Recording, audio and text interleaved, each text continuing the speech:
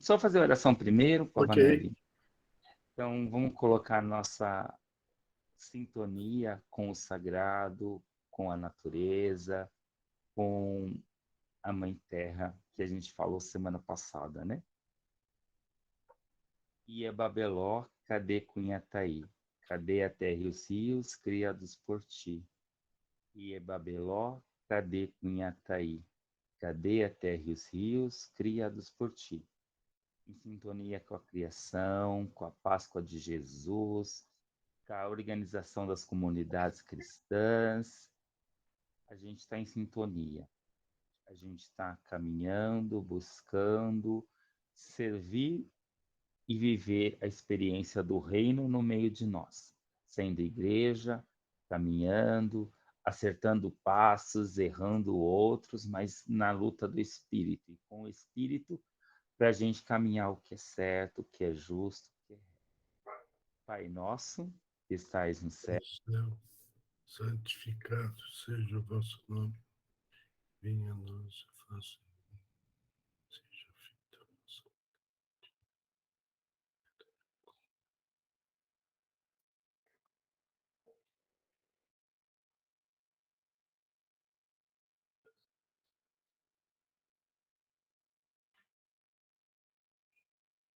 do mal. Amém. Ave Maria, cheia de graça, o Senhor conosco.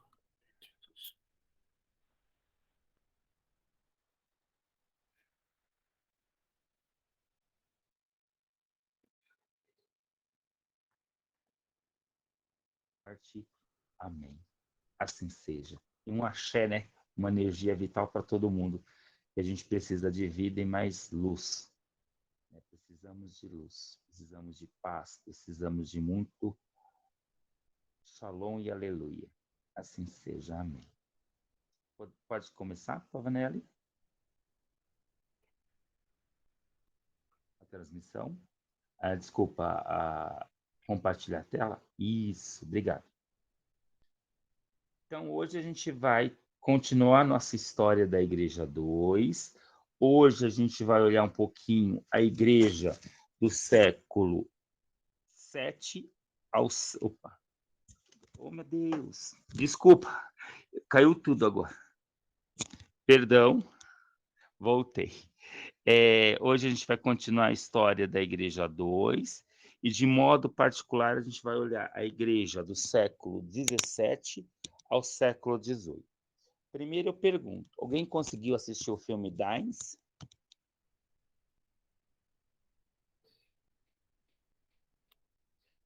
Eu não consegui. Só uns pedacinhos. Eu também. Legal. Eu não vi quase nada. Só o outro, sim, mas esse não. Tá. Mas vocês viram que eu consegui mandar ele completo, né? Chegaram a ver? Sim. Ah, tá. Legal. Primeiro eu estava mandando para... Opa, meu Deus. Eu estou completamente desastrado. Eu falei desgraçado. Desculpa, só um minutinho, gente. Você vai se adaptar à sua nova tecnologia? Vê. Ó, olha só, eu ponho uma água, ponho bem na frente da câmera. Aí eu vejo que eu com óculos não estou chegando direito, eu tiro o óculos e derrubo tudo. Aí agora quase caiu o celular. Aí agora a coisa que estava aberta caiu no chão. Eu estou todo molhado aqui. Então, mas vai dar certo. É para alegrar Calma, o você dia vai um se pouco. adaptar. Calma. Vai dar certo. Tá bom? Podemos, Pavanelli? Então, hoje a gente vai retomar um pouquinho que a gente viu na semana passada. A conquista e a evangelização enquanto processos, tá bom? Ela brotou do coração?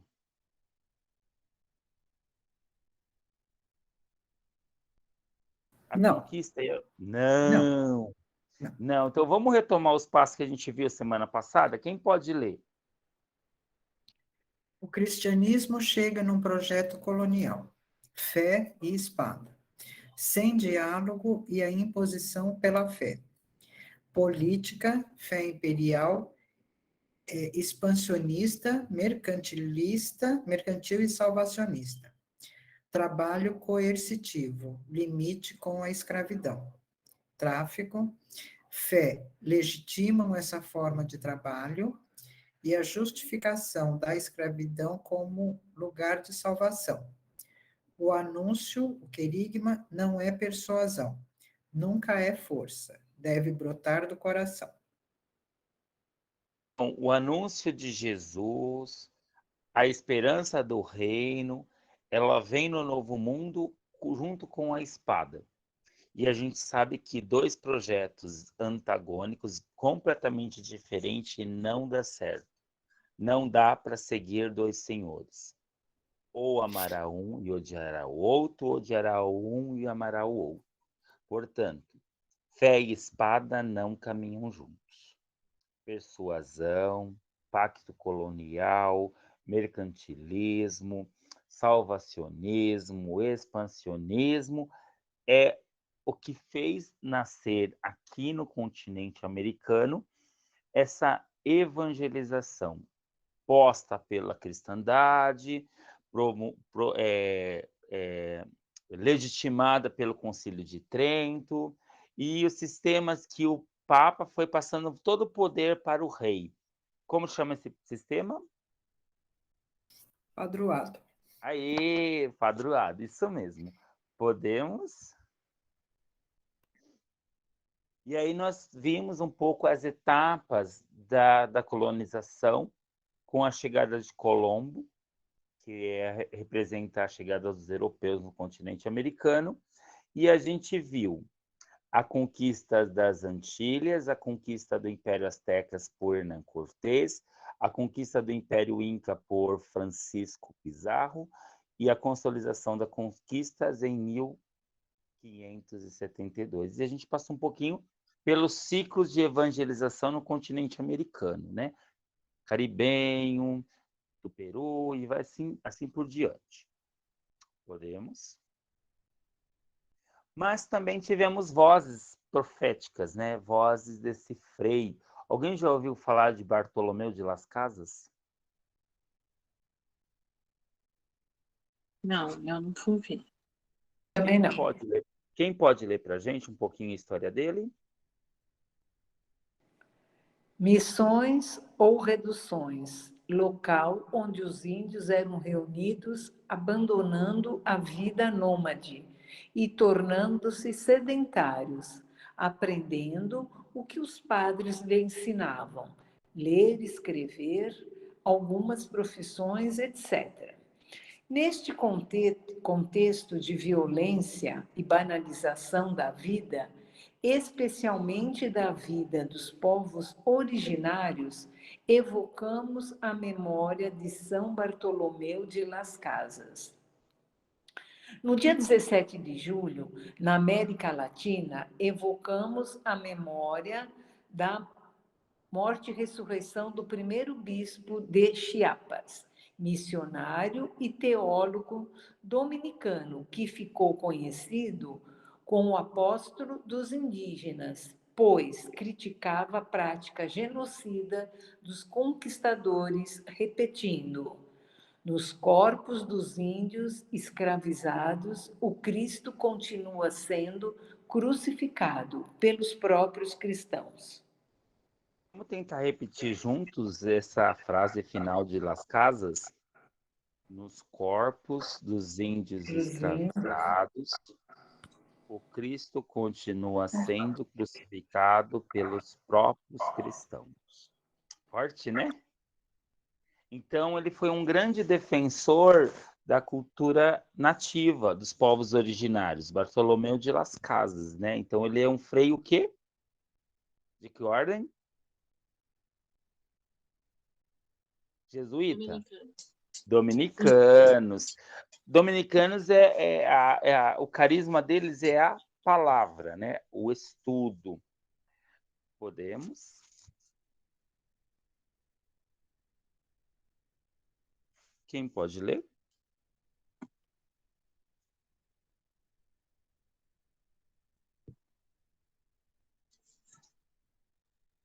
Hoje eu estou no celular, não consigo enxergar. Ler, professor. Violência.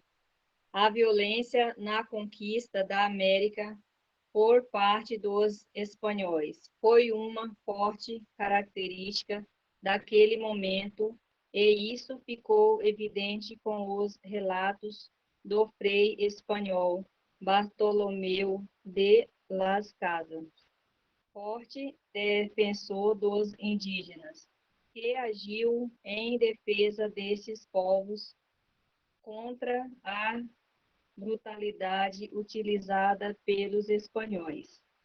Durante sua vida, ele escreveu uma série de textos denunciando a violência dos conquistadores e relatando os mais cruéis atos realizados. Não defendeu os escravos africanos. Então, quanto à defesa dos povos originários, nativos, era muito forte. Não ficou tão forte a questão do negro. Então, você tem relatos de padres que amenizaram o sofrimento, mas não lutou contra a escravidão. Então, você tinha congregações que tinham escravo, você tinha pobres que tinham escravo, e esses frades, esses freis, ele lutava por uma escravidão mais branda, mas só que não se colocou contra o sistema escravatório. Podemos? Então, hoje, de modo particular, a gente vai olhar o percurso histórico que vai do século XVII ao XIX, passando por 3 grandes períodos: o absolutismo, o liberalismo e a Revolução Francesa. Gente, hoje eu estou trabalhando na filosofia e eu estou trabalhando mais ou menos isso. Vou perguntar uma coisa para vocês. A cidade, o estado, ele vem de forma natural? Ele nasce porque a gente é um ser social, ele nasce sozinho? Acho que não, né? Não, eu acho que, Sim. assim, a necessidade de organizar a vida comum gera questões de liderança, né? Isso. Agora, o modelo de Estado atual já são outros 500. Sim. Então, a gente tem, quando a gente olha lá para a história das cidades, a gente tem um pensador chamado Aristóteles. Aristóteles, ele falou que o ser humano, ele é o homem, né, no caso, né? Ele é um ser animal pensante, um animal social e um animal político. Então, para organizar a cidade, a polis, ele vai se unindo entre si e essa organização acontece na ágora, na praça pública. Quando vem a Idade Média, a gente tem 2 poderes centrais: poder espiritual na mão da igreja, o poder temporal na mão do Estado. Só que o poder temporal, ele está subordinado ao poder espiritual que vem da igreja, que vem de Deus. Mas quando chega um tal de Maquiavel, vocês já ouviram falar de Maquiavel? No século XVI, quando vem Maquiavel e ele vai trabalhar as relações de poder, como se organiza o poder, como se pensa o poder, como se estrutura o poder, como se mantém o poder, ele vai escrever um manual de governança, de como governar. Pergunta de prova. Alguém se lembra do nome do livro? De Maquiavel? O Príncipe. Aê, o Príncipe. Então, um príncipe é um livro, um manual de como governar, de como se manter no poder. E ele vai falar que antes, né, ele vai falar que política não é ética. Ele está falando de Aristóteles, porque o interesse do indivíduo deve ser o interesse da cidade. Portanto, a ética deve servir ao bem comum, ao bem da polis. Na Idade Média, a ética, a política, era pautada na religião. Então, Maquiavel ele vai falar, política não é ética, política não é religião, política é poder. E para se manter no poder, o príncipe ele tem que ter duas características, que está descrito no livro O Príncipe. Ele tem que ter virtude e ele tem que ter fortuna. O que é virtude?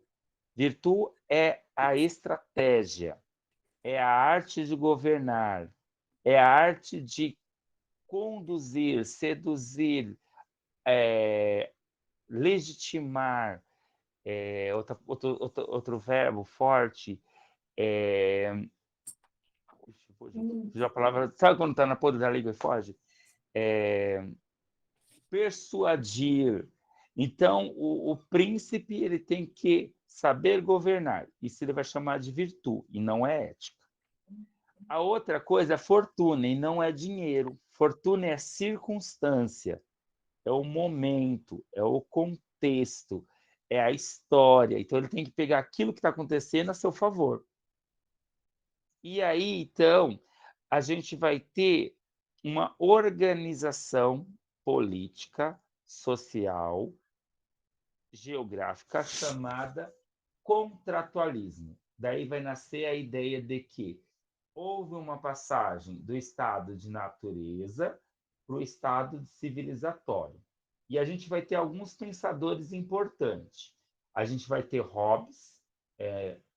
O Hobbes ele vai dizer que o homem ele é mau, ele tem um instinto ruim, ele é lobo de si dos outros. Portanto, precisa ter um Estado forte, soberano, inquestionável, que tem o poder e o controle nas mãos. E esse livro, que é o líder, que é o governante, é o Leviatã. Então, o Leviatã é essa figura do Estado forte. Daí vai nascer o primeiro movimento, que é o absolutismo, no qual o rei detém todo o poder de organizar, legislar, judiciar. Outro movimento que vai nascer são as ideias liberais, fruto do iluminismo, que vai combater o absolutismo, que é esse controle do Estado.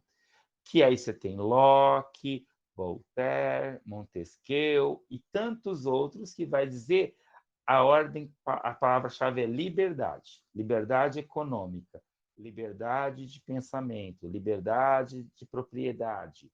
Tá? E, por fim, frente de novo, esses liberais vão ser os grandes pensadores que vão culminar na Revolução Francesa. Então, a gente fez primeiro um olhar histórico do pensamento para chegar nesse movimento histórico. Absolutismo, liberalismo e Revolução Francesa. Deu para rever um pouquinho a história? Ou foi novidade para alguém? Foi bem rápido.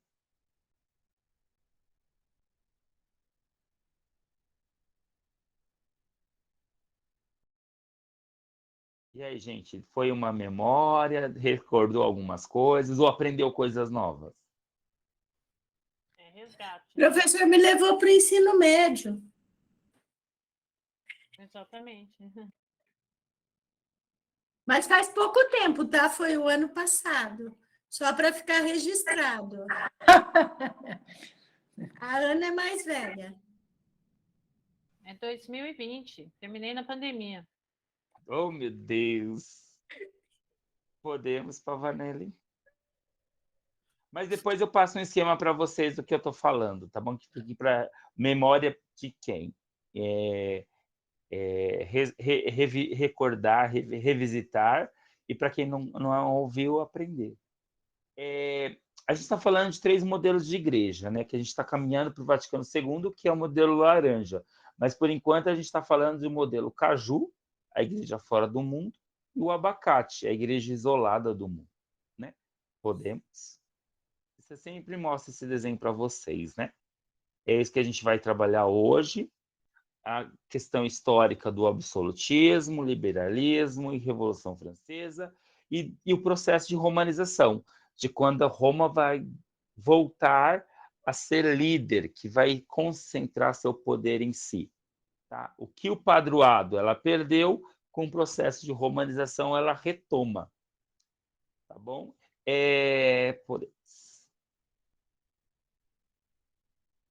Quem pode ler para a gente o absolutismo, que é?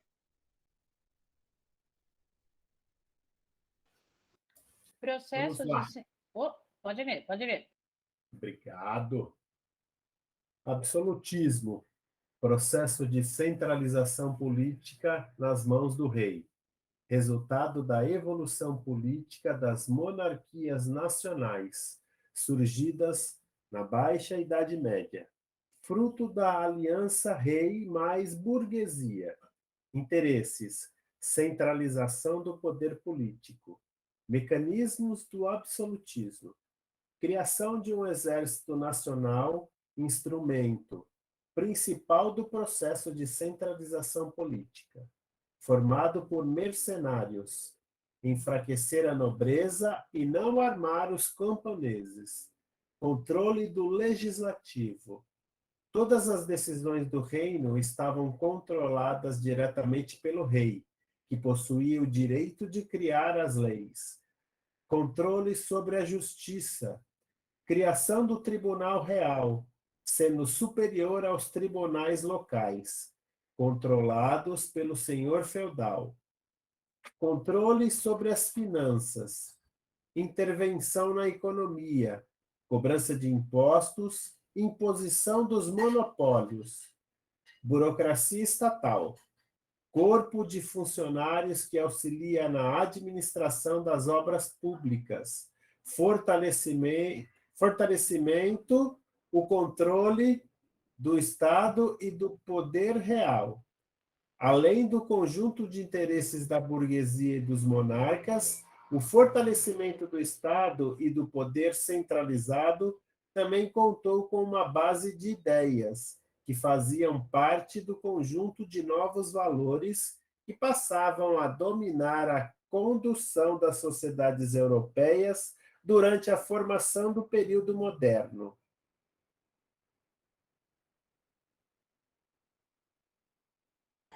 Então, essa centralização do poder chama-se absolutismo. E a igreja, onde está nesse momento? Ela começou a perder poder, não? Com essas novas ideologias que surgiram. Ou ela está junto?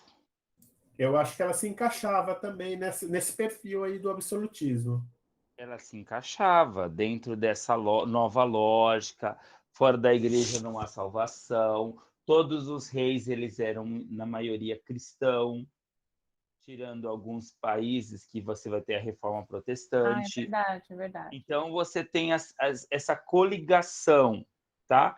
Então, os reis e os sacerdotes, os bispos, né, eles vão ter esse privilégio absoluto, essa liderança absoluta, né? Podemos. Você já ouviu falar desse carinha aqui? Como ele chama?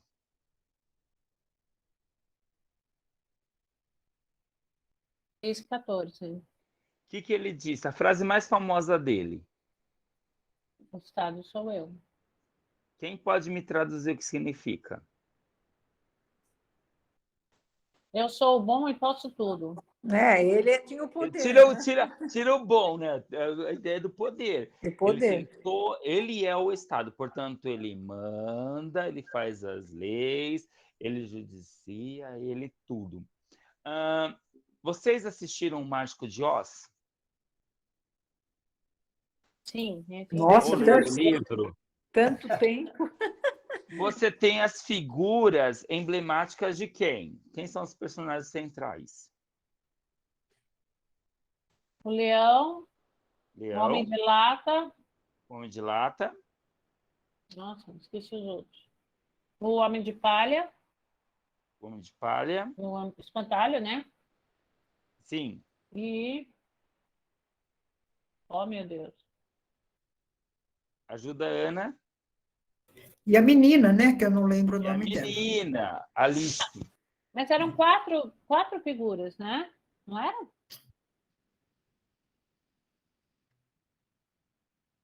E aí, gente? Coelho também, o Coelho. Que era o senhor Coelho, que falava do tempo, da hora. Mas você tinha... Pode falar. Mas Não, você mas aí está misturando Alice no País das Alice no País das Maravilhas Maravilhas. com Ah, eu Exato. falei um outro. errado. É Alice no País da Maravilha. Desculpa, Ah, desculpa, desculpa. bom. Eu Ah, que tá. troquei. Aí sim são esses personagens. Ah, sim, desculpa, eu que troquei, eu que comi bola. Mas a figura da rainha, como que descreve essa rainha para mim. É uma rainha mandona, ela manda em tudo, né? O jogo é como ela determina, né? É assim, o poder é dela. Sim, então é uma sociedade absolutista. Mas É. qual que é a grande palavra, o grande slogan que ela usa? Cortem as cabeças. Então significa que ela tem o poder sobre a vida e a morte das pessoas. É. E o que ela determina é lei. Então, quando eu falo Estado sou eu, ele tem todo o poder em si. E a igreja, há muito tempo, ela pensava assim: fora da igreja não há salvação. Fora do seu reduto não tem salvação. Então, ela justificou escravidão, justificou opressão, justificou muitas coisas em nome desse dilema. Fora da igreja não há salvação. Hoje, o dilema é outro. Mas hoje quem adotou essa prática é o mercado. Fora do mercado não há salvação. Se você não tem CPF, você não é ninguém. Então, seu CPF, o RG é questão civil, mas o CPF é questão econômica. Você só é consumidor se você tiver um CPF. Podemos? Quem pode me lembrar, dentro do absolutismo, esse é um esqueminha que dá para a gente entender, né? A gente tem centralização do poder, estrutura burocratizada e direito divino do rei. Quem pode ler para a gente? Crise do feudalismo. Aí a gente tem alguns fatos históricos. Quem pode ler? A questão é enxergar, que está bem pequenininho. Vamos lá. Ó, Ana, Crise... Desculpa, Ana. Você está no celular, eu também estou. Vamos Pega lá. no celular Já e passei vai para o aumentar. computador. Já passei para o Tá. computador agora. Tranquilo. Legal. Vamos lá. Crise do feudalismo. Grande fome, cruzadas, peste negra, jaqueri, não sei o que é isso. Guerra dos 100 anos. Centralização do poder político, administrativo e financeiro. Unificação territorial. Retomada das terras, exército mercenário, financiamento burguês. Estrutura burocratizada, leis e moedas. Contrato social. Thomas Hobbes, defesa à monarquia. Direito divino dos reis. Jacques Rousseau, sei lá, Jean Baudin. E fortalecimento da burguesia. Liberdade comercial, propriedade privada. Nossa, isso daí tá bem atual, né?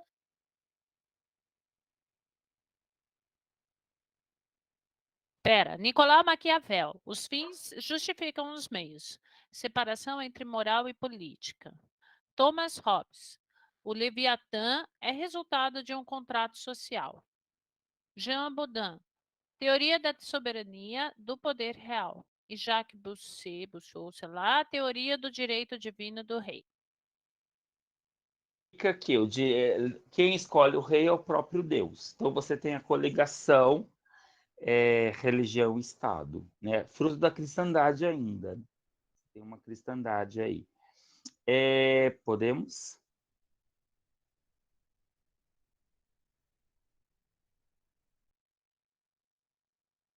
Pode ler o que é o liberalismo?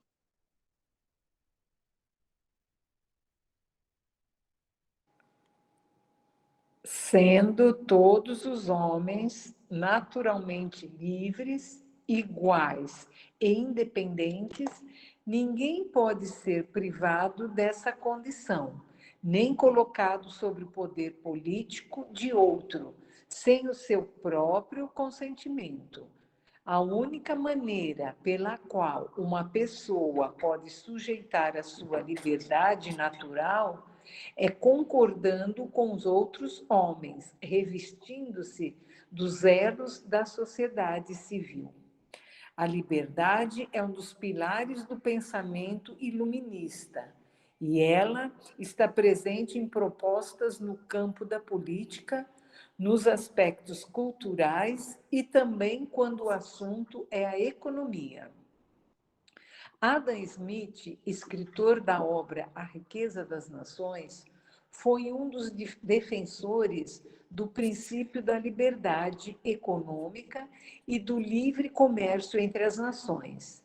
Em sua teoria, na qual se contrapôs ao mercantilismo, o autor afirmava que a economia de um país seria fortalecida a partir do momento em que o Estado tivesse menor influência sobre ela. Lembrando que o mercantilismo, quem detinha a regra econômica eram as metrópoles, que determinava a cultura, a monocultura, todas as questões políticas e econômicas.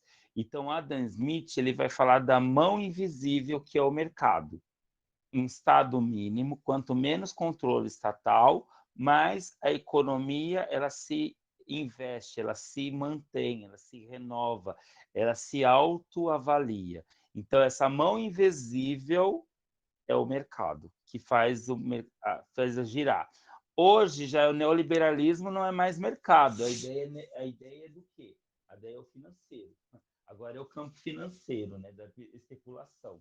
Antes você tinha o mercado em si, agora você tem uma especulação. Agora você tem Bitcoin. Já pensou? Alguém daqui tem Bitcoin? Não tenho a menor ideia de como se usa isso. Nem eu. Então, Também não. Ah, tá. Eu pensei que alguém aqui já tinha Bitcoin, já tinha uns 500 mil em Bitcoin. E o que é esse de Bitcoin? O que é uma ação? Uma ação não. Como chama? Criptomoeda. Isso, essa criptomoeda, mas também tem as bolsas de valores. Quem tem essas ações de bolsa de valores? Alguém tem? O que são isso? São papéis e são criptomoedas que têm um valor econômico agregado, mas que você pode ganhar, como você pode perder. Né? Então, tudo vai pela especulação. Por exemplo, isso é legal porque o jornal sempre fala, né? O presidente dos Estados Unidos falou tal coisa, houve uma queda. O presidente do Brasil falou tal coisa, houve uma queda, houve um aumento. Tudo é especulação. Podemos. Então, como que funciona esse iluminismo? A palavra iluminismo vem de que palavra? Luz. Luz.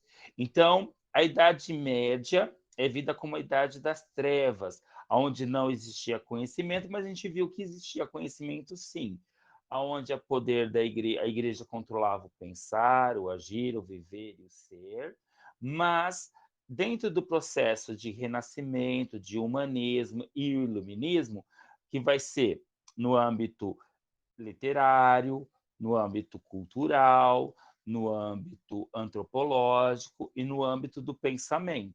Então, agora passa a ser o que antes era teocêntrica, a sociedade onde Deus estava no centro do comando e a igreja tinha todo o seu poder, agora passa a ser antropocêntrica.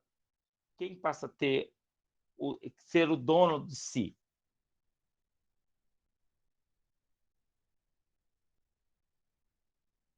O homem. O homem. A partir de sua...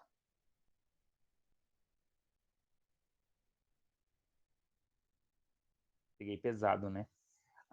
O homem a partir da sua... Razão, sei lá.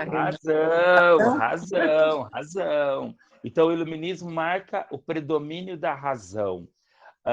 fruto também dessa mentalidade iluminista, você tem o positivismo, que é a revolução científica, a ciência tem o controle, tanto que o positivismo vai dividir a história em 3 momentos, e o momento da teologia, da mitologia, da religião vai ficar no primeiro estado, porque o estado terceiro é o positivismo, é a ciência que tem o controle, tá? Mas isso a gente não vai olhar nesse aspecto agora.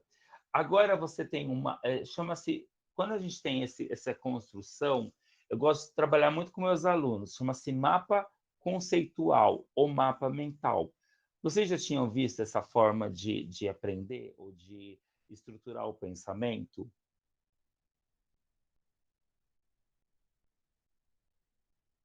Não, eu desconheço. Eu trabalho muito com meus alunos mapa mentais. Então, normalmente, a gente tem um livro didático. Muitos alunos não querem ler o livro didático, é uma forma de eu fazer eles lerem. Então, quando eles vão lendo, eles vão pegando aquelas ideias centrais, o eixo central, o filósofo central, e fazendo o mapa mental, construindo as ideias, a partir de pequenos conceitos, a partir dos filósofos. Então, para facilitar a vida, eu vou lendo aqui, tá bom? Ó, John Locke. Capacidade do homem de construir sua própria liberdade. Direito dos cidadãos de receberem... receber, eu também não estou enxergando. Rebelar-se contra o governo, depósito, né? Defesa da propriedade privada. Adam Smith. Trabalho como fonte de riqueza, mão invisível que regula a economia, o liberalismo, crítica ao mercantilismo, baixando. Ixi, aqui eu não consigo falar, que são Kesney, Turti e Goulart. E aqui está deixa fazer, deixa passar. Liberdade para todas as atividades comerciais e industriais. Fisiocratas. Agricultura como a única fonte de riqueza, enquanto o comércio e a indústria apenas circulavam e se transformavam em riqueza natural. Lembrando isso, você tem lá no século XIX, início do século XX, você tem uma grande crise fruto do café. Vocês lembram o nome dessa crise? A queda da Bolsa de qual lugar? Queda da Bolsa De Nova York. Nova York, 29. Isso. Então, você vê que então, você já tem um aparato já de indústria, de revoluções industriais, mas você tem ainda essa organização em única via, que era o café. E aí aconteceu o problema com o café, aconteceu o problema de muita perda financeira, né? Voltaire defende o depositório estatal.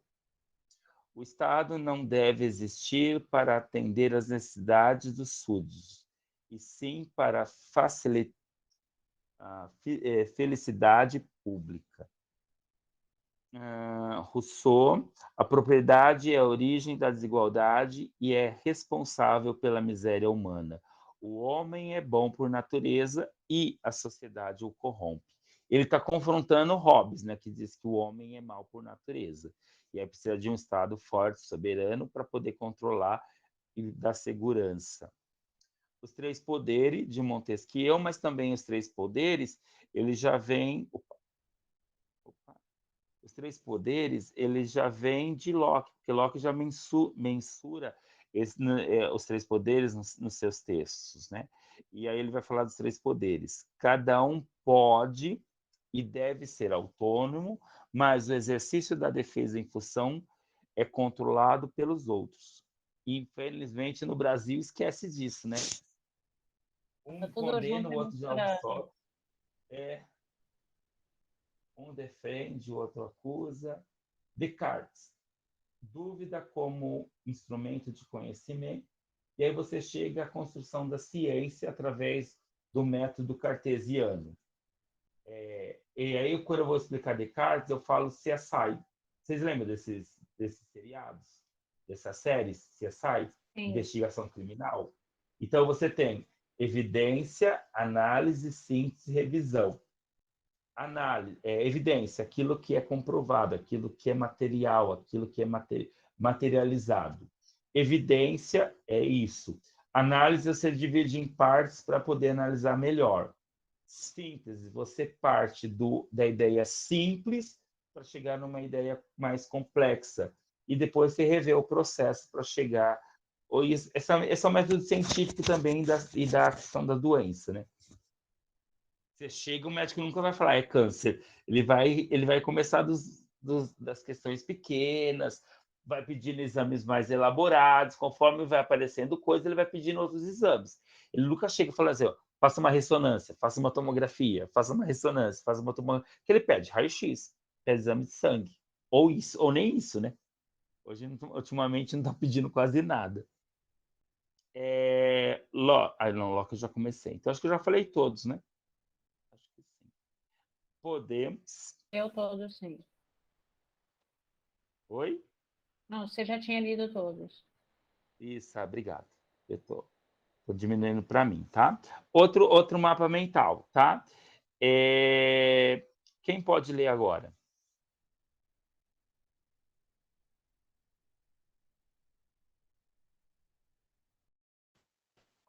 Século XVIII.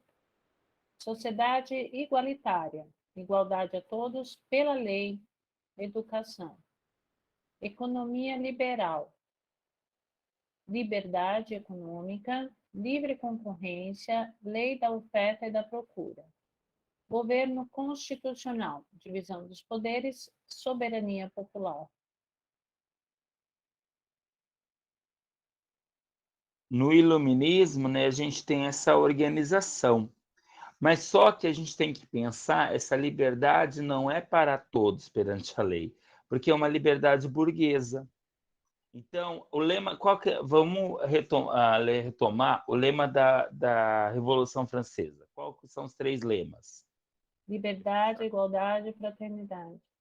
Entre os seus. Então, não é coletivo, não é para todo mundo, é para um grupo que pode se manter, que pode se manter, sustentar sem a mão do Estado. Então, todo mundo consegue se manter sem a mão do Estado? Não. O Estado ele tem hoje o Estado, se ele não entra e não assiste, a crise aumenta mais. E a gente está vivendo um jogo de interesses políticos, econômicos e eleitoral, né? O que era a Bolsa Família dos seus R$60, hoje é 400. Existe a lei do piso para o professor. Só que agora você coloca uma lei do piso lá nas alturas e as cidades pequenas que não podem pagar a lei do piso, que é obrigatório. Aí a culpa é do prefeito, a culpa é do governador que não paga. Então, a gente tem algumas coisas que a gente tem que pensar. Por exemplo, eu levei um susto quando eu peguei meu salário esse mês. Veio um pouquinho a mais. Mas é a custa de quem? A custa de... E aí, quanto mais você recebe, mais o imposto pega. Então, meu salário foi assim... Ao mesmo tempo que você vê o bruto lá grandão, quando você vê o líquido, você até assusta. Tanto imposto, de tanta carga tributária que a gente paga. Alguém de vocês é microempreendedor ou tem uma microempresa? Funcionária pública. Por que eu estou falando isso? Fala, Márcia. Eu cliquei, eu também sou funcionária pública aposentada, desculpa, que eu cliquei sem querer. Tranquilo. Eu trabalhei eu trabalhava no ITEBRA, né? Instituto Teológico Brasilândia. Meu salário era o salário de R$300 na época. Eu que fazia o controle do ITEBRA enquanto financeiro, que eu tinha que fazer as tabelas, tinha que jogar na tabela e mandar para a coordenadora para ela avaliar para ela corrigir os dados, né? E aí eu via o meu salário mais encargos tributários, dava 580, 590 às vezes, dava 650. Se tinha um 13º, alguma coisa para pagar, ia lá em cima. Gente, é o dobro do salário. Não sei se alguém é advogado aí. É o dobro. Gente, é uma carga tributária imensa. Então, por isso que muitos não registram. Embora você tenha empresa grande que tem competência e tem giro para isso. Mas você tem empresa pequena que não tem. Porque ter um funcionário é muito encargo, é muita lei, é muita coisa. E eu não estou dizendo para sonegar, estou dizendo que o pequeno empreendedor ou microempresário, ele tem mais dificuldade do que uma empresa grande. O problema é que as empresas grandes têm que fazer isso e não faz. E nem pagam o FGTS, né? Que é obrigatório. FGTS, né? Que é obrigatório, né? Faz tempo que eu não estou no privado. Acho que é esse que é obrigatório, não é? Tem que pagar tudo. O fundo de Depois está no garantia. banco. Uhum. Isso, fundo de garantia. Depois está no banco. Gente, tem gente que não deposita. Quer dizer, tem empresas grandes que não depositam. Olha o sacrilégio. Eu sei que eu não tenho, enquanto funcionário público, eu também não tenho. Eu sou mandado embora. Não, eu sou funcionária pública, mas eu sou CLT. Eu não, A CLT? na CET a gente é concursado, mas é a empresa de economia mista. Entendi. Então a gente está num limbo. Mas você recebe, então, na verdade, você paga o FGTS para depois receber? Sim, a gente é Ah, não. CLT. Professor, não. Eu não Professor não tenho, tem. o que acontece é que eu não tenho, como é que se diz? Integral quando aposenta. Entendi. Assim, a gente tem os deveres do funcionário público, mas os direitos da CLT. Entendi. Podemos. André, Oi, pode falar, Rô. então, mas essa foi a maior discussão quando foi aprovada a legislação que você tinha que registrar o funcionário doméstico, né? Com todas aquelas características, isso eu sei bem, porque eu tinha a minha mãe, que era uma senhora que cuidava dela, que ela tinha Alzheimer, e foi uma complicação, porque ela não podia passar de 8 horas, ela tinha que ter o descanso. Então, assim, muita gente ficou sem o serviço, porque não dava para registrar com tanta carga tributária, né? E aí, em contrapartida, o sindicato dizendo que elas tinham que ser registradas, né? Então, assim, às vezes a gente fica também num meio de campo muito complicado, né? Porque você precisa do serviço, mas, ao mesmo tempo, a carga é tão grande, né? E que aí muita gente ficou sem. Então, muita gente foi para a informalidade também por conta disso, né? Então, às vezes é meio complicado mesmo, né? A gente vê os dois lados, né? A questão do direito, mas também as questões que o pequeno ele não tem condições para se manter. Por exemplo, eu precisaria de uma cuidadora para o meu pai de noite. Quer dizer, noite não, né? Noite que eu estou em casa. Mas, assim, todo dia. Mas eu não tenho condições de pagar mais de 2.000. E fora as outras coisas que eu tenho que pagar, né? Se ela fica doente, eu tenho que contratar outra pessoa, tenho que pagar as férias, tenho que pagar X, Tudo. Y, Z. O Então, descanso remunerado. Não, eu não tenho condições, e nem ainda financeira, assim, se ela passa das 8 horas de serviço, hora né? extra. Aí tem a hora extra, né? Então é muito bem difícil mesmo. Então, graças a Deus, assim, eu tenho eu tenho uma rede, né, protetiva. Eu tenho minha cunhada que assiste meu pai, eu tenho a Lena que vai acompanhar ele no médico, tanto que amanhã a gente vai tentar uma consulta, porque o médico, eles mandaram parar de passar pomada, mas só que só está aprofundando e está sangrando, tá? Então o médico tem que dar um retorno. O problema é que o retorno é só dia 19. Então a Lena, ela é assim, expert. E ela fala, ela briga se tiver que brigar, então eu sei que amanhã alguém vai assistir ele e vai ver o que vai fazer. Operar, eles não querem operar, mas que dê pelo menos uma ação paliativa que dê para amenizar esse sofrimento. Assim, meu pai, mesmo sendo câncer, ele nunca precisou fazer, desculpa, quimioterapia, radioterapia, mas o problema é que o câncer de pele está machucando ele, entre aspas, porque tá corroendo, tá dentro. E já provavelmente já atingiu uma veia, que ele vai ter que fazer uma ressonância, já teve um AVC, a gente nem ficou sabendo. Então tá pegando umas coisas pesadas, né? Então vamos agora, quando a gente olha para o iluminismo, a gente começa a olhar a partir de uma outra classe social nascente, que é a classe burguesa.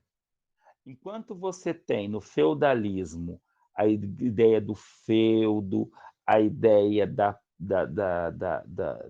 questão rural acentuada, com o processo de mercantilização, entra em cena a cidade e esses pequenos burgos. Então, os burgos são essas feiras, são os comerciantes. E agora o caminho para a burguesia. Quem pode ler para a gente? O caminho burguês. Sair do feudo e ir morar nos burgos.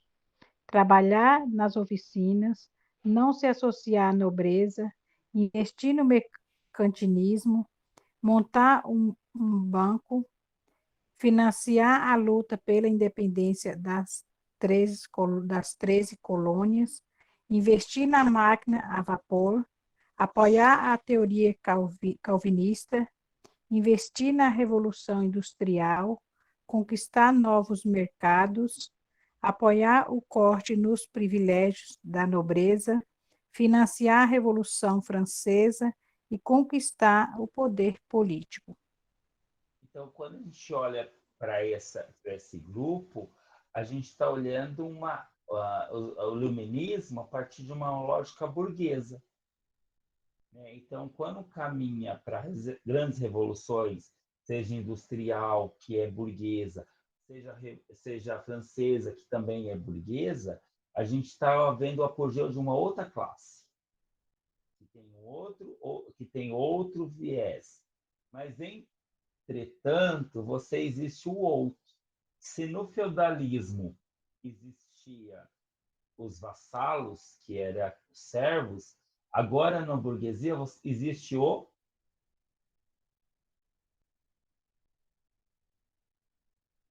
Peguei pesado, né? E esse está sofrendo O empregado? O empregado, mas vamos lembrar de Karl Marx. Como chama esse empregado? Trabalhador. Proletário. Proletário. Mas é que o proletário na cidade e nas indústrias, né? Isso. Então você tem aqui, quando Karl Marx ele fala da história. O que é história? É essa luta de classes. Então essa luta que é o grande motor da história, o que está girando a história. O que é o fim da história? É quando acontece essa fusão, socialismo, comunismo, que nunca existiu, né, na prática. Porque você tem um domínio, seja de direita ou seja de esquerda. Então, o motor da história é essa luta constante de classe. Um quer uma coisa, o outro quer outra, então você não tem um acordo, você tem luta de classes. Podemos. A igreja e a sociedade dos séculos XVIII e XIX, tá bom? Quem pode ler para a gente?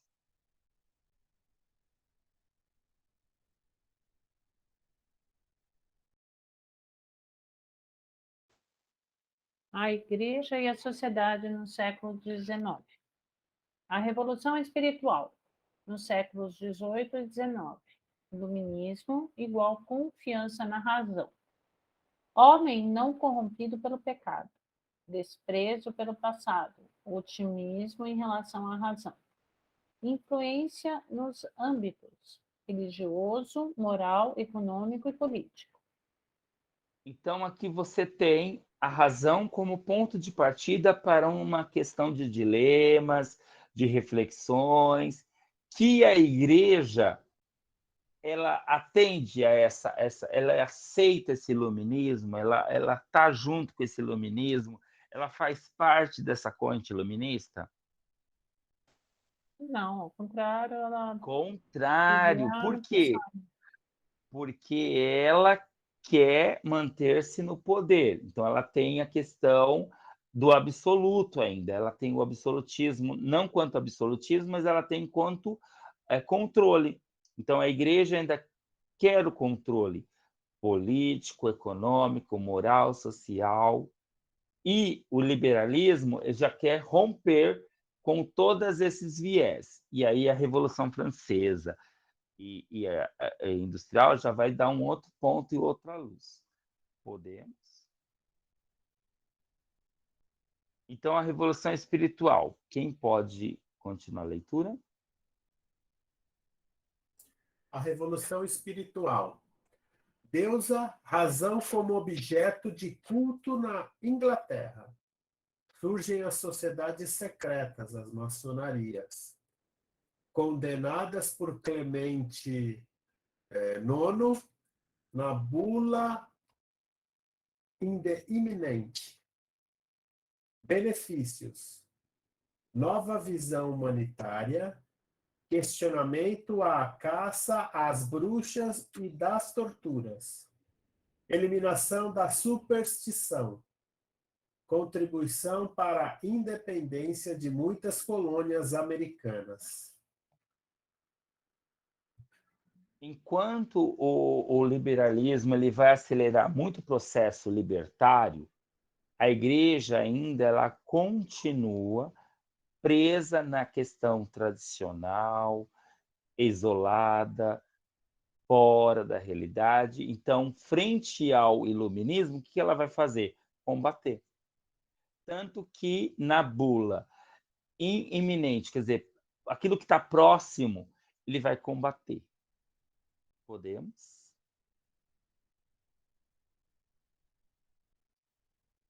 Continua a leitura. Posso continuar? A Revolução Francesa. Miséria e pobreza na França do século XVIII. Fatores que contribuíram para a Revolução. Iluminismo, pobreza, estrutura social, religioso. Revolta liderada pela burguesia contra as estruturas sociais. 4 etapas da Revolução. Então, a Revolução ela tem 4 momentos e ela explode a partir das ideias iluministas, que a gente já comentou, o agravamento da pobreza e da miséria da população, a estrutura social, onde você tem o absoluto, né, o absoluto, e a questão religiosa no controle, o centro ainda da formação moral, cognitiva, né, que é o conhecimento, e social. Então, vamos olhar as etapas da Revolução Francesa. Podemos? O A, quem pode ler para a gente? 1789, Revolução Constituinte. Luís XVI convoca os Estados Gerais. Formação da Assembleia Nacional. Declaração dos Direitos do Homem. Em 1790, Constituição Civil do Clero. Organização da Igreja de acordo com a determinação do Estado. Condenada por Pio VI, através do documento Charitas. Então, Caritas, né? Que Caritas, desculpa. Isso. Não, tranquilo. É que eu não sei latim, mas esse é mais fácil. É Por claro causa que da é. Caritas, né? Que é a questão do amor. Gente, então, a primeira etapa da Revolução. O que marca a Revolução? Qual foi o primeiro estopim? Vocês lembram? Que representa nesse desenho? Queda da Bastilha. Isso! O que é a Bastilha? Nossa, o castelo, né? Uma espécie de castelo, não é? Mas que servia como? De proteção Pera, boa pergunta. Era um lugar de presos. De presos políticos? Isso, então era uma prisão. Castilho era uma prisão, e aí com a queda da Bastilha, então você tem essa desmonte, né, desse aparato absoluto. Né? Então você tem a primeira configuração quando você tenta montar uma constituição, não mais pautada no antigo regime, mas agora a partir das ideias de que o homem tem controle de si, sobre os direitos humanos. Os direitos humanos ainda é pautado no direito à propriedade, tá bom? Aqui não é defesa do mais pobre, do mais simples, ou como costumam falar dos bandidos. Tá? Direitos humanos, gente, é o direito inerente a todo ser humano. Mas o direito humano, na sua base, ela vem da Revolução Francesa. Tem o direito à liberdade, direito a igual, de ser tratamento igual, mas só que a gente vê dentro dessa lógica burguesa que não é direito igual. Né? Você sabe que quem tem recurso tem mais direito, quem tem mais recurso tem mais poder, quem tem mais recurso tem mais economia, tem mais liberdade. Aí, por exemplo, se ele fala uma coisa X, é liberdade de expressão. Se você fala uma coisa Y, você é preso. Essa liberdade não é tão igual. Tá bom? Podemos ver. 1792. Quem continua?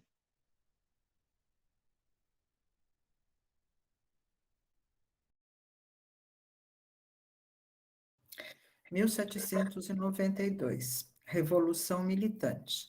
A Convenção Nacional proclama a República. Execução de Luís XVI. Começa o regime do terror, encabeçado por Robespierre. Perseguição ao clero.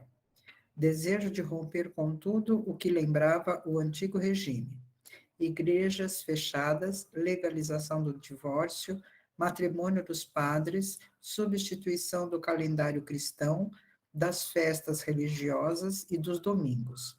Entronização da razão como nova religião e destruição de todos os símbolos cristãos. Começa uma grande perseguição à igreja, porque a igreja, o que lembra? O antigo regime, o absolutismo. Então, você tem aqui, que imagem que você tem que é uma pena de morte, francesa muito forte? A decapitação? Isso, É? mas como chama esse instrumento? A guilhotina. Guilhotina, né? Isso. Então, começa um regime de terror, porque é de perseguição. Se por um lado você tinha o regime absolutismo, agora você tem o domínio da razão. O domínio da razão é coisa positiva, no sentido quando a razão ela serve como instrumento de libertação. Mas quando ela passa a ser só um regime ditatorial, continua um regime de ditaduras. Então, antes você tinha uma forma de ditadura, agora você tem uma outra forma de ditadura. Tá? Terceira fase, 1794. E a outra, 98. Quem continua o texto?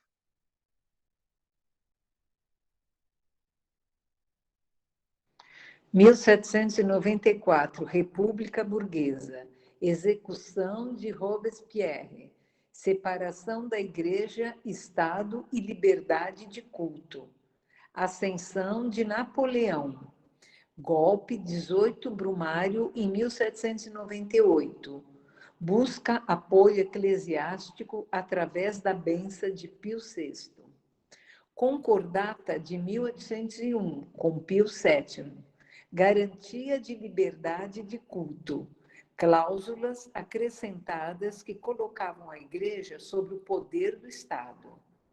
1805 ocupa Ancona, 1809 ocupa Roma, Papa feito prisioneiro em Savona, derrotado em 1813. Nossa. Então, aqui você tem o terror continuando. Você tem a era napoleônica, né, que a gente vê a questão da família real vindo para o Brasil, você vê um monte de estratégias, mas só que você tem aqui um cisma. Então, o que antes era unificado, agora você vê uma separação. E aí começa um processo de secularização. Quer dizer o quê? Coisas do Estado é coisas do Estado, coisas da igreja é coisas da igreja. Então, essa separação Estado e igreja é o rompimento de uma questão histórica que vem lá da cristandade. E, por fim, a igreja ela vai ter que caminhar com as suas próprias pernas e o Estado vai ter que caminhar com a sua própria mentalidade racional.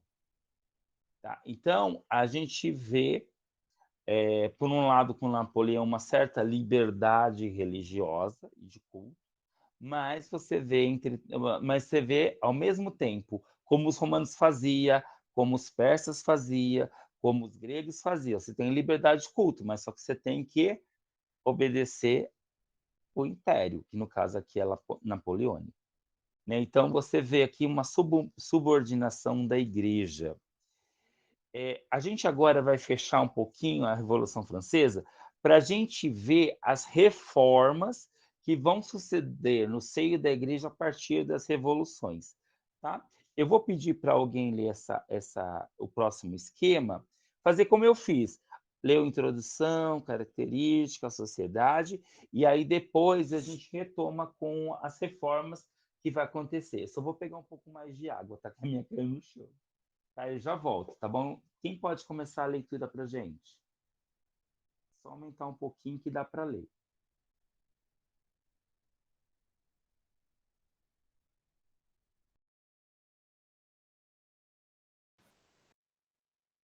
Para ler, posso. Revolução Francesa.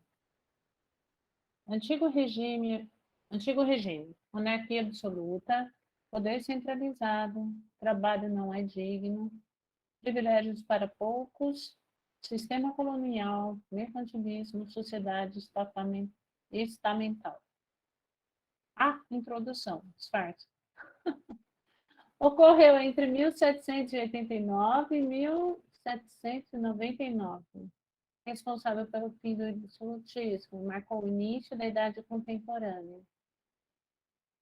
Queda da Bastilha, 14 de julho de 1785. Bastilha era uma prisão para os opositores, marco inicial da Revolução Francesa. As fases. Assembleia Constituinte, 1789 a 1791. A monarquia constitucional, declaração dos direitos do homem e do cidadão. Convenção de 1792 a 1794, divisão entre revolucionários, embaixo não consigo ler.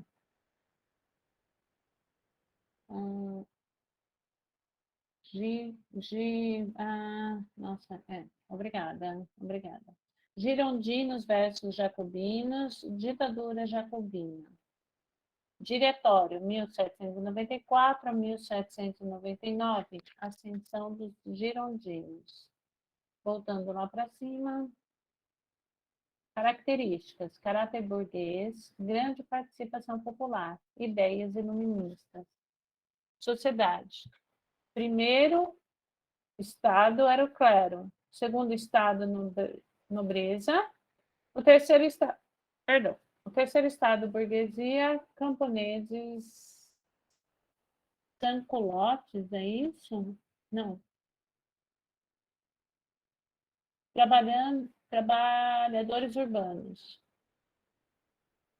E grupos políticos. Girondinos, burguesia, jacobinos, média e pequena burguesia. Acabou, né?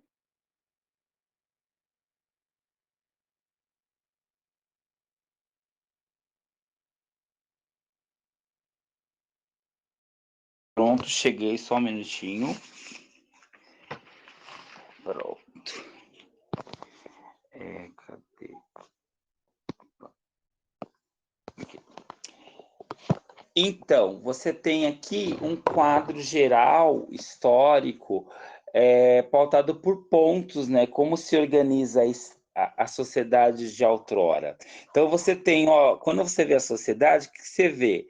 Primeiro, o Estado, que aí você vê junto com o Estado o clero. Você vê o segundo estado, que é a nobreza. E o terceiro estado, você vê a maioria, 97%. Burguesia, camponeses, agricultores, né, trabalhadores urbanos. E aí você vê toda a questão, aqui você vê a grande dilema que, né, que depois vai definir historicamente mais tarde direita e esquerda, os gerondinos, que é ao lado da burguesia, a direita, né, é a esquerda, os jacobinos, a média e pequena burguesia, os trabalhadores, e aqui você tem a centralidade, né, do Estado no meio. Então, quando a gente fala, hoje o direita e esquerda é outra coisa, e sem falar que hoje você não tem direita e esquerda, você tem, ao mesmo tempo, um partido que é de esquerda, ele tem algumas ideias de direita. Então, hoje você não tem mais uma definição clássica. Esse partido é de direita, esse partido é de esquerda. Hoje você tem centro, você tem ultradireita, ultra-esquerda. Então, você tem hoje uma miscigenação maior, tá? E pior que a gente vai, e pior de tudo, vai acentuar isso nas eleições. Então, quando chegar as eleições, a gente que se prepare para ouvir coisas. Desculpa quem é do Partido Republicano, mas você está vendo a propaganda para filiar o Partido Republicano? Em nome da família, em nome da tradição. Somos o mais conservador. E aí vem a ideia do conservador, tradicionalista. Então, gente, se preparem. E aí você vai ter partido de direita, partido tido de direita, que é a esquerda, partido de esquerda, que é de direita, ou tem algumas ideias que se misturam, ideias que é completamente oposta uma à outra, que são os ultras. Aí você tem os ultras de direita, que eu não vou citar nome, e os ultras de esquerda, que também não vou citar nome. E aí vocês vão ter que, na prática, entre aspas, perceber os seus discursos. E você tem um grande centrão. Quem que é o centrão? São partidos pequenos, mas quando somados se torna a maioria. E por trás desses partidos você tem o BBB. Quem pode me definir o que é o BBB? As oligarquias que mandam no país. Até mais que o Bolsonaro. Essa expressão eu não conheço, não. Não conhece o BBB? Não. Então, as três grandes oligarquias são outras oligarquias, tá? Depois eu vou falar para vocês. Mas as três que são a maior parte do Congresso Federal e do Senado é formada por essas três grandes bancadas, que a gente chama de bancada, né? Não é mais oligarquia, é bancadas. BBB. Ninguém arrisca?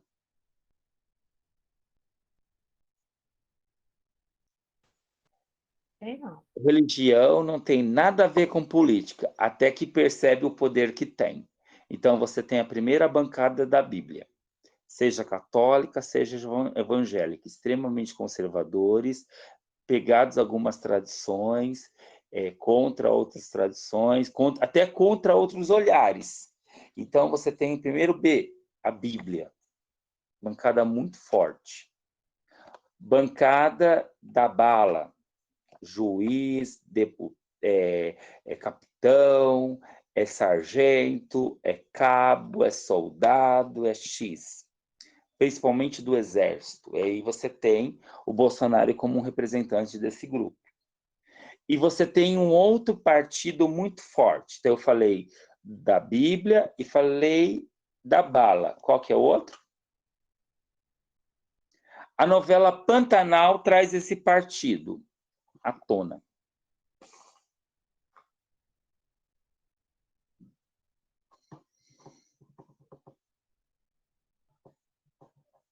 Beijo, Chi.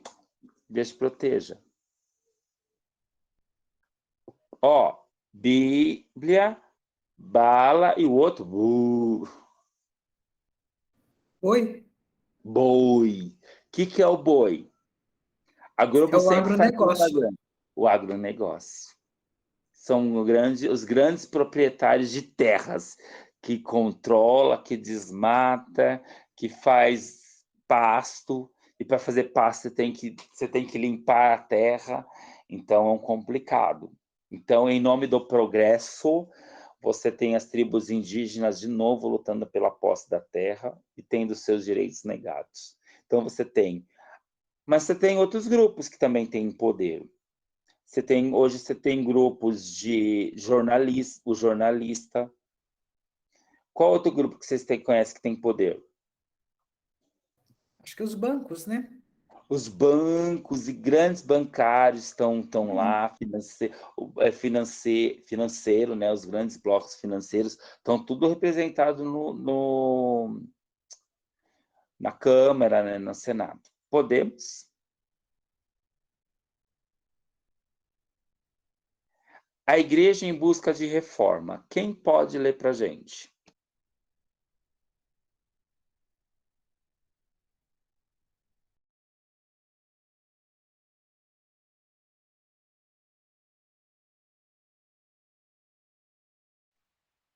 A Igreja em Busca de Reforma.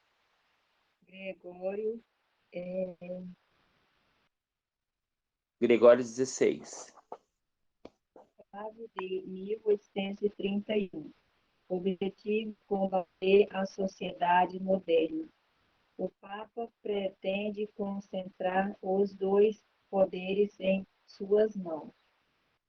Encíclica Mirari Vos. Programa de pontificado. Condenações.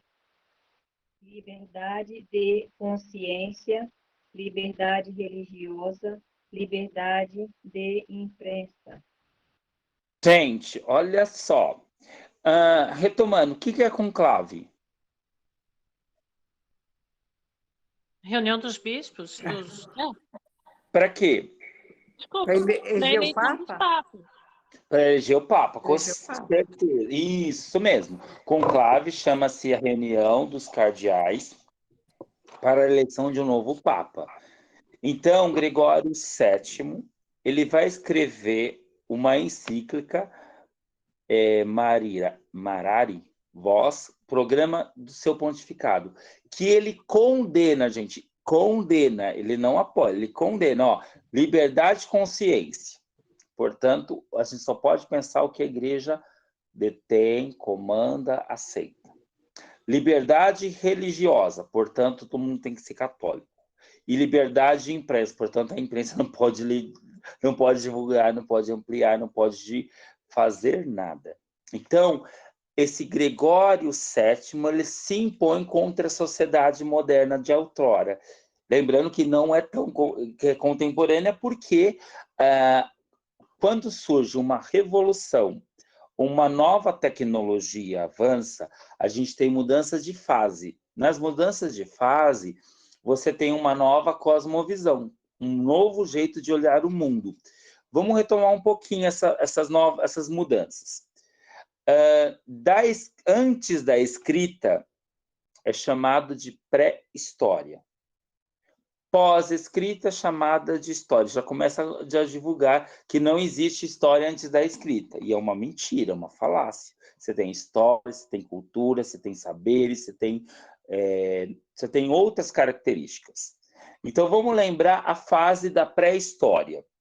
Então, a gente tem a primeira fase de Paleolítico, ou ideia da pedra lascada. Segunda fase, pré-histórica, Neolítico, ou pedra polida. Você já tem instrumento, uma marcada pelo nomadismo, outra marcada pelo sedentarismo. E depois você tem a idade dos metais, que aí começa a usar para poder se fixar cada vez mais em territórios. Fazer técnicas de irrigações, então você começa a ter uma cultura avançada para a época, então você tem saberes. você tem questões econômicas envolvidas, então você tem história. Com a invenção da escrita, você tem o período chamado histórico. Então, o primeiro período, Idade Antiga, a queda do Império Romano do Ocidente, marca esse fim. Marca a Idade Média, nasce a Idade Média. Idade Média marca o fim com a queda do Império Romano do Oriente, a queda de Constantinopla pelos otomanos, que são os muçulmanos. A Idade Moderna, ela nasce com a queda do Império Romano do Oriente até a Revolução Francesa, Idade Moderna. Idade Contemporânea começa com a Revolução Francesa aos nossos dias. Tá bom? Então, a gente está vivendo na verdade, a gente vive uma paz pós-contemporânea, né? Pós-moderna, porque a gente tem um outro aparato científico muito grande, que é o mundo digital. Exatamente, é isso que eu falo, a gente está em nova era já. Com certeza. Tem historiador que vai falar que não, mas o meu pequeno mundo andralístico dizendo, eu acho que a gente já está numa nova era. Sem dúvida, eu não tenho dúvida disso. Muita diferença. Comunicação de massa, que antes a gente não tinha. Começou com a imprensa e depois televisão, agora telefonia e agora computador no bolso. Sim. Não, eu gosto de ter um relógio, antes você tinha um modelo, né, do aparelho, né, celular. Agora você tem um relógio que é um smartphone. Coisa mais chique, né? Daqui a pouco você vai ter um teletransporte. Mentira, isso já é família Jackson e outras coisas. Isso já é ficção. Mas sim, quem sabe um dia, né? Se realizaram. Porque hoje você tem uma ciência que está se evoluindo muito. Como chama essa ciência? Vocês sabem o nome?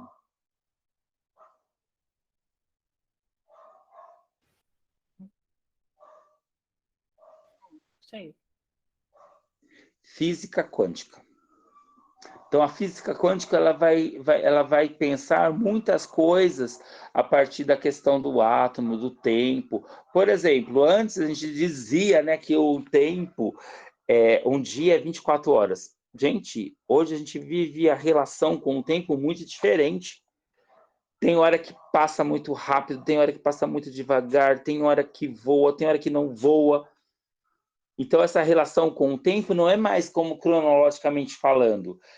Né, você falava assim antes, né? Eu lembro que às vezes sobrinhas ou primos, seu pai vai chegar quando escurecer.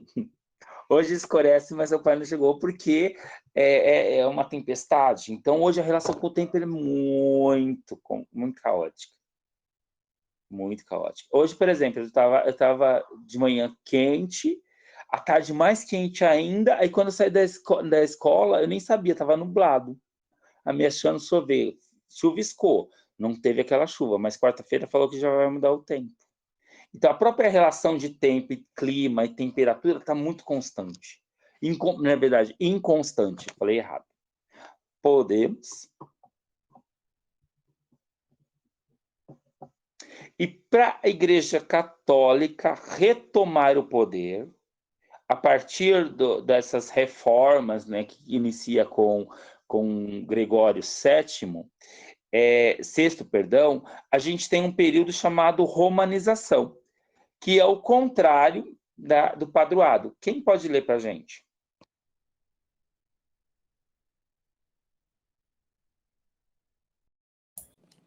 Romanização. Quer, Márcia? Pode ir. Romanização, isso mesmo. Vai lá, André, vai lá. Vamos lá. Romanização.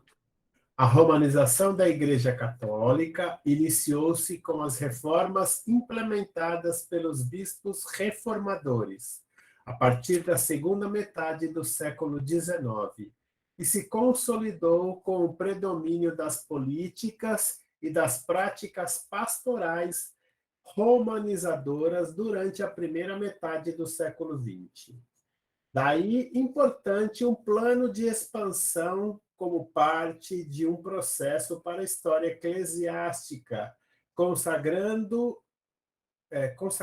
dado período romano, em razão do aumento do controle e da centralização institucional das hierarquias eclesiásticas pela Cúria Romana.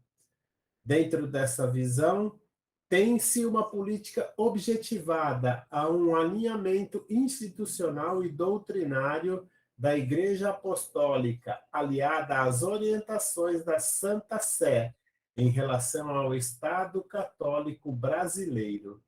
Foram processos deliberativo, intencional e racional. Eu coloquei brasileiro, mas é mundial, tá bom? Eu me equivoquei. Na verdade, eu peguei esse slide e só joguei para o curso, mas depois segue essa correção, tá? Que é mundial. Para a África é período de romanização, para as Américas Centrais e Norte-Americanização, do Sul também, para a Ásia e Europa é romanização. O que foi esses processos deliberativos, intencionais e racional? É a retomada do controle por Roma. Hoje, todo o controle da nossa igreja é de quem? É da CNBB?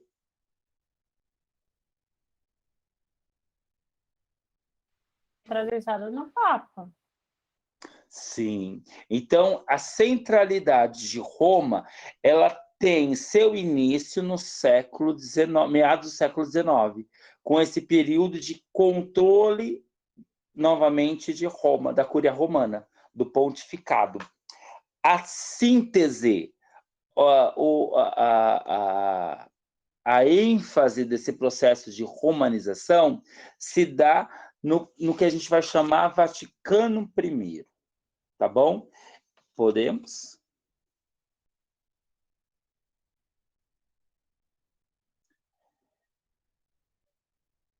Pode ler para a gente? Quem pode ler?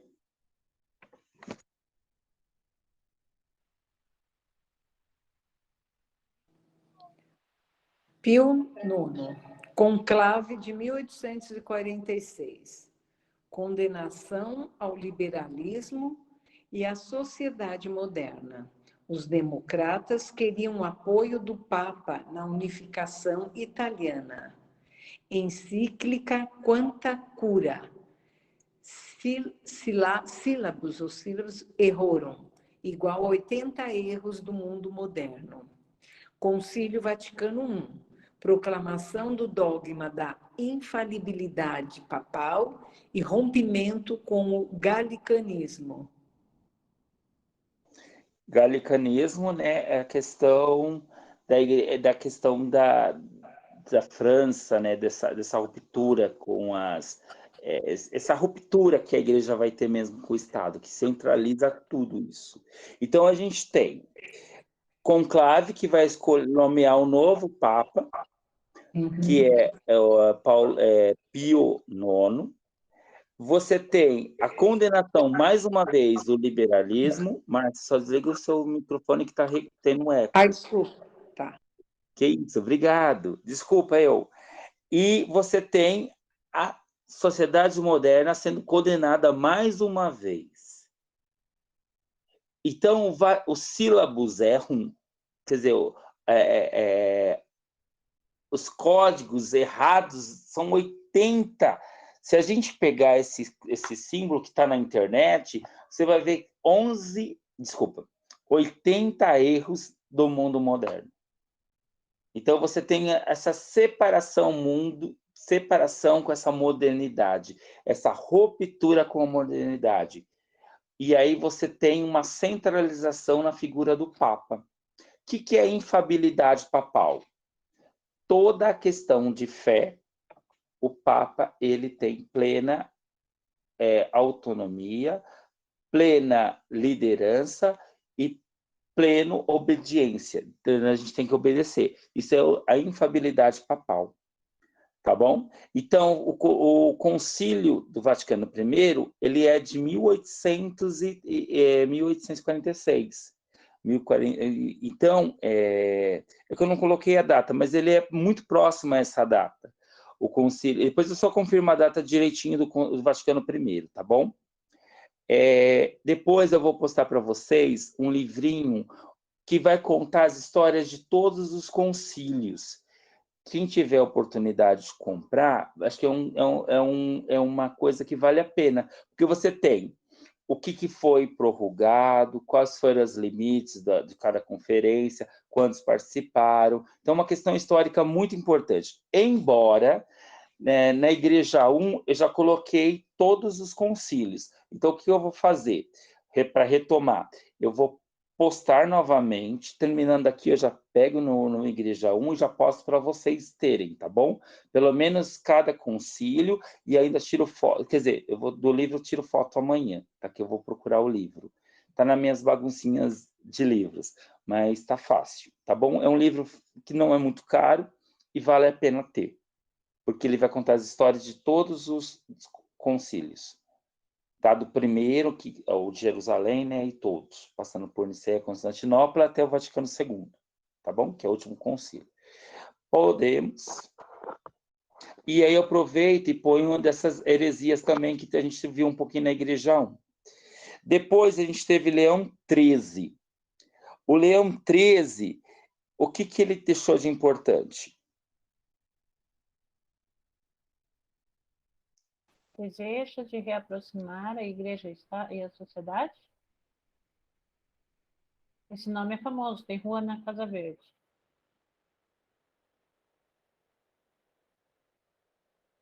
Pode ler para a gente? O anúncio da verdade deve ser feito através do diálogo. Encíclica Rerum Novarum. Essa é boa, hein? Encíclica Rerum Novarum, Carta Magna da Atividade Social da Igreja. Preocupação com os operários e com as pessoas que vivem em condição de miséria. A única pena que um documento não é prática. Então, você tem um documento muito forte nessa época, que é Rerum Novarum, mas confronta com toda uma revolução industrial. E a maioria dos burgueses alguns são religiosos. E mesmo assim, houve muita exploração, muito assassinato e muita morte. Por isso que eu perguntei no início do encontro, quem assistiu Dines? E aí eu peço para vocês assistir essa semana, quem não assistiu. Porque Pode falar. Não, mas de qualquer forma, a Rerum Novarum foi o primeiro documento sobre a injustiça social, né? A doutrina social. Sim, mas na verdade... Pode falar, desculpa, estou te cortando. Não, mesmo não prática, foi um contraste com o Papa anterior, né?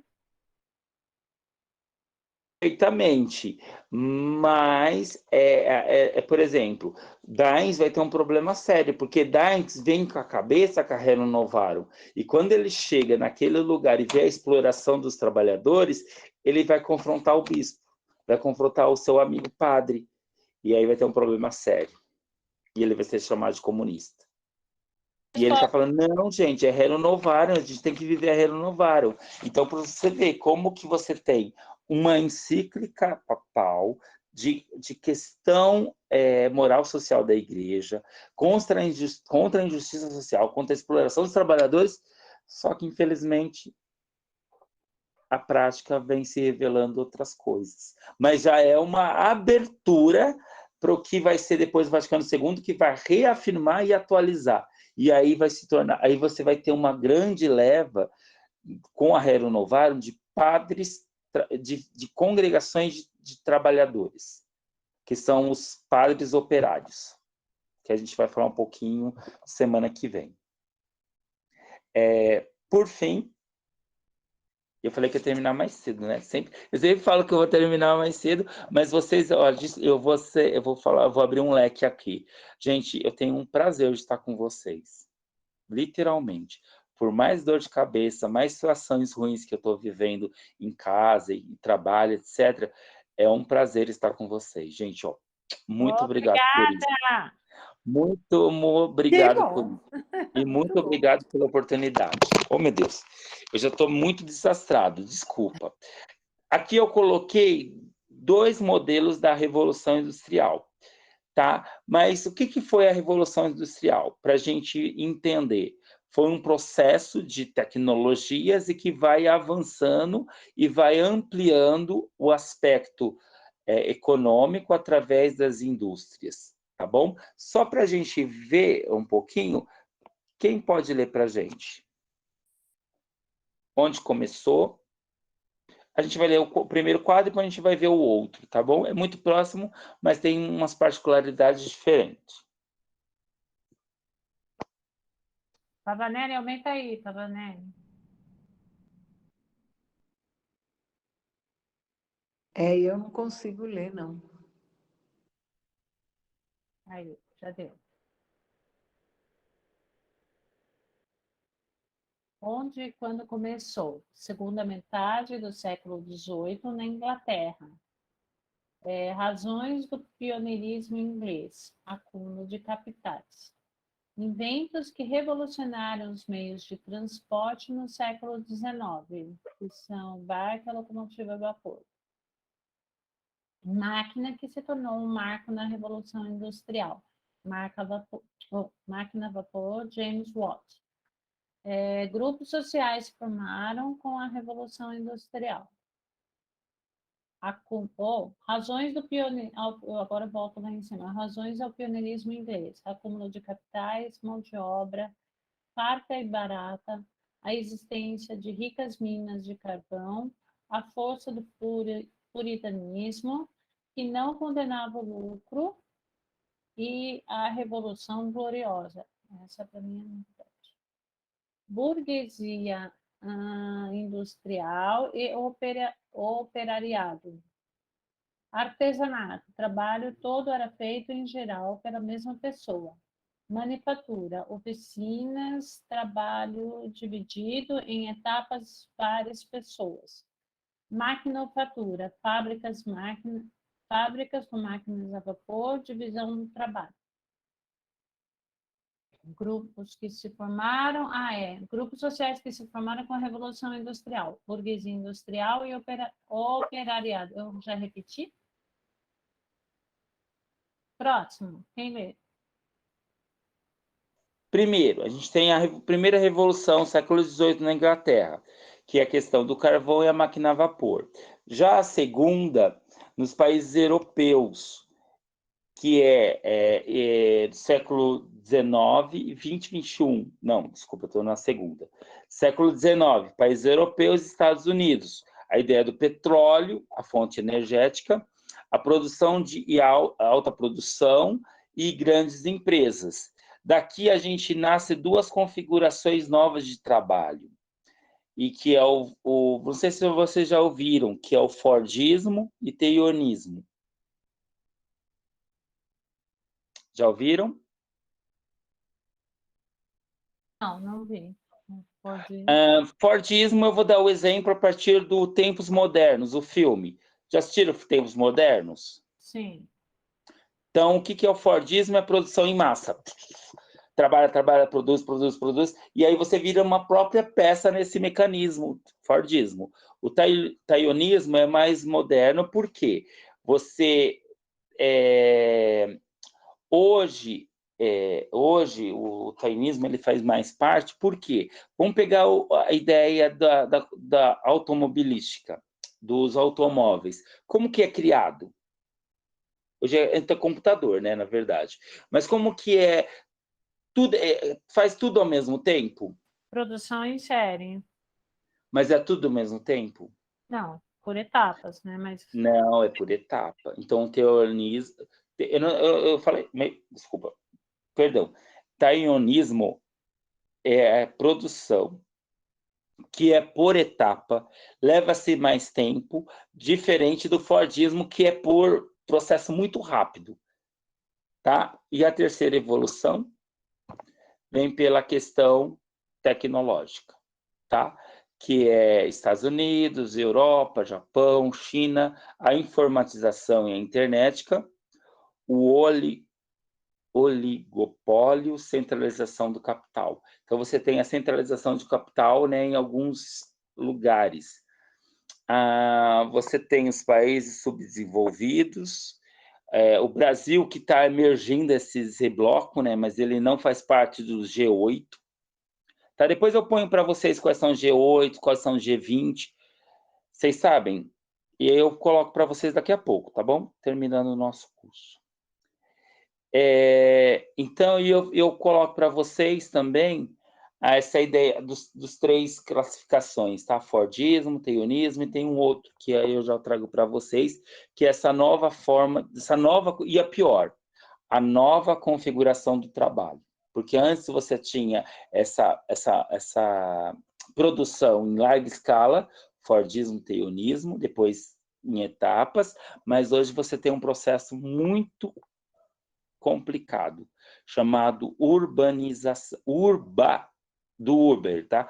Urbanização. Esse urbanização é o quê?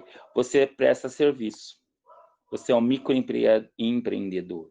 Só que você não tem vínculo empregatício.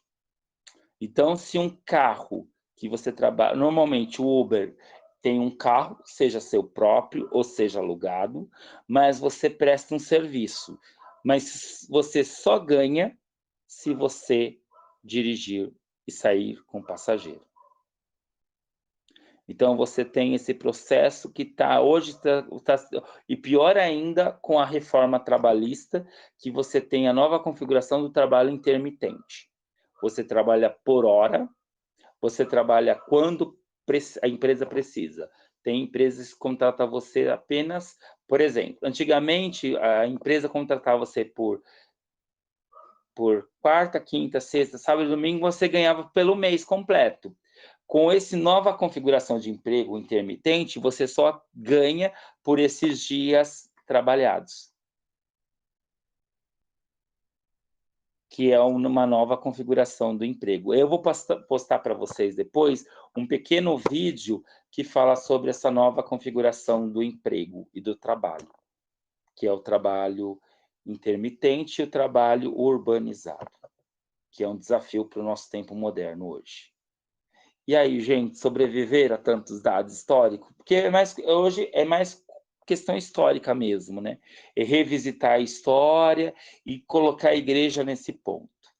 Mas, no século XIX, entre trancos e barrancos, a igreja volta a se olhar para as novas ciências, novos saberes, novas práticas, que é o que a gente vai ver. São as chaves de leitura que a gente vai ter, que vai culminar no que a gente vai chamar Vaticano II.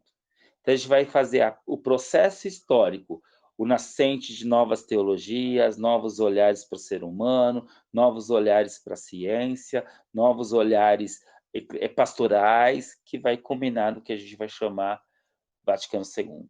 Caminhando para o Vaticano II. Tá bom?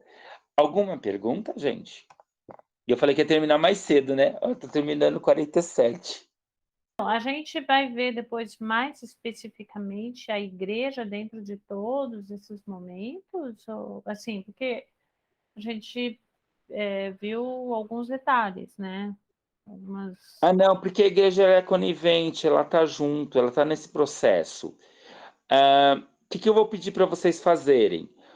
Revisita a apostila. Revisita a apostila, que lá você vai ter o papel da igreja, então vai ter outros elementos, mas basicamente a igreja ela está aliada, ela está junto. Então não tem como dividir, isso aqui é Estado, isso aqui é igreja, porque a igreja está junto. Uhum. Tá, entendi.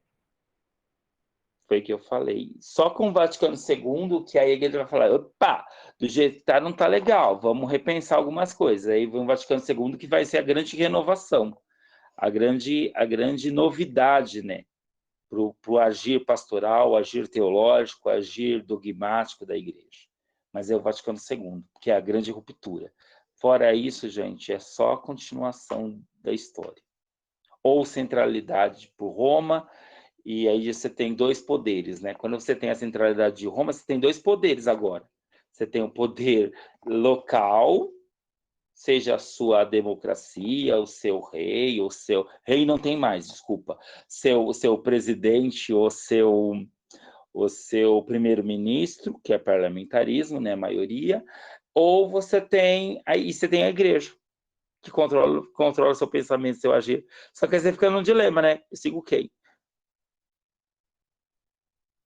E aí você tem um processo de secularização que é muito grande, a igreja parada no tempo, só condenando as coisas modernas.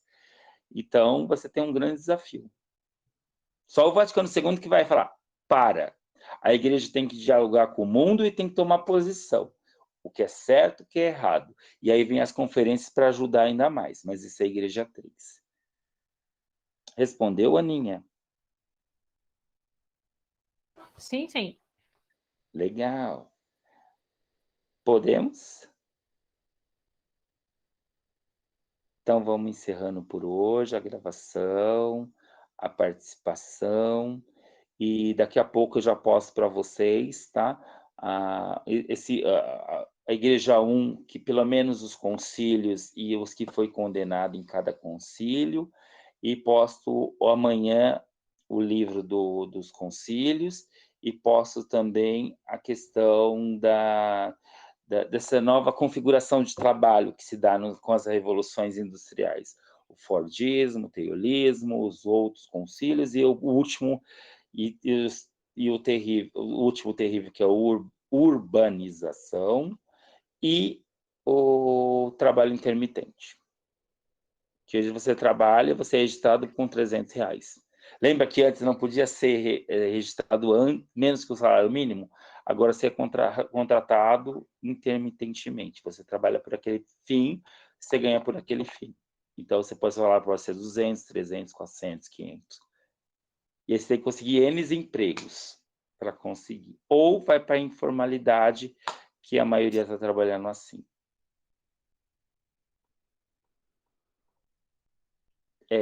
Gente, então eu agradeço a presença de todos, sintam-se abraçados,